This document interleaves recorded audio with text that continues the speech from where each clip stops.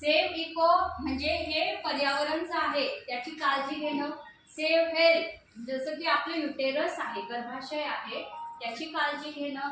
Save मनी, save मनी का तर जेव्हा तुम्ही लोकल ऑर्डिनरी पॅड घेता तर ते 50 रुपयाला 6 पॅड येतात, प्लास्टिक केमिकल युक्त, जे डिस्पोज होत नाही. ओके, आणि ते हवेशीर पण नाही, कारण आपल्या गर्भाशयाला ऑक्सिजन हवा असतो, त्या पॅडमुळे ऑक्सिजन मिळत नाही.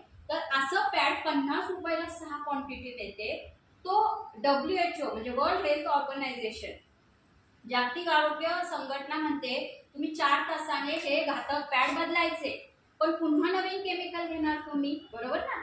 तर हे जे घातक आहे शरीराला त्याच्यासाठी तुम्ही 50 रुपये मोजता. 4 तासाला एक पॅड म्हणजे 24 तासाचे झाले 6 पॅड, एका दिवसाचा खर्च 50 रुपये. कोणी तुम्हाला हे सांगणार नाही. ओके, तर 50 रुपयाला जर एक दिवसाचा खर्च आहे तर आपलं जे पॅड आहे 7 हॅपी डेजचं कॉटन इको फ्रेंडली पॅड आहे, ते 7 लेअरचं आहे, जे की ब्रीथेबल आहे. ओके, गर्भाशयाला त्याच्यामुळे ऑक्सिजन मिळतोय आणि पर्यावरणात ते विघटन होणारे घटक आहे, त्याची माती होणे. इको फ्रेंडलीचा अर्थ काय आहे की जे मातीतून येतं, जसं की कापूस मातीतून येतो की नाही, कापसाचं झाड, आणि पुन्हा आपलं पॅड जे डिस्पोज होतंय तर त्याची माती होते 3 महिन्यांनी. बरं, त्याच्यामुळे कुठेही नाले तुंबू शकत नाही, म्हणजे जे मातीतून येते पुन्हा मातीत जाणं म्हणजे इको फ्रेंडली. ओके, ते आपलं सॅनिटरी पॅड आहे.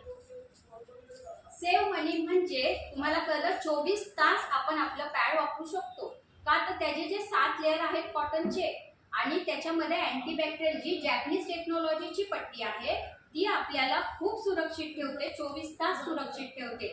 आपलं एक पॅड त्याच्या कंपॅरेटिव्ह हे दुसरं पॅड आहे. ओके ना.